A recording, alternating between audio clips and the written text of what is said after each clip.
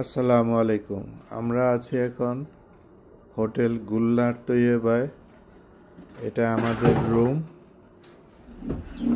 আর এই রুমটা যে কত প্রিমিয়াম একটা জায়গায় সেটা দেখানোর জন্য এই রুমের জানলা দিয়ে তাকালে এই যে মসজিদে নববী।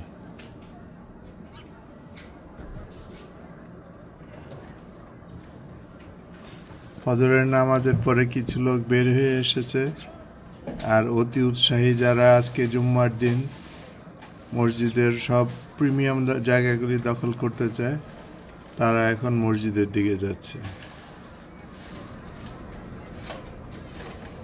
এই সে বিখ্যাত ছাতাগুলি।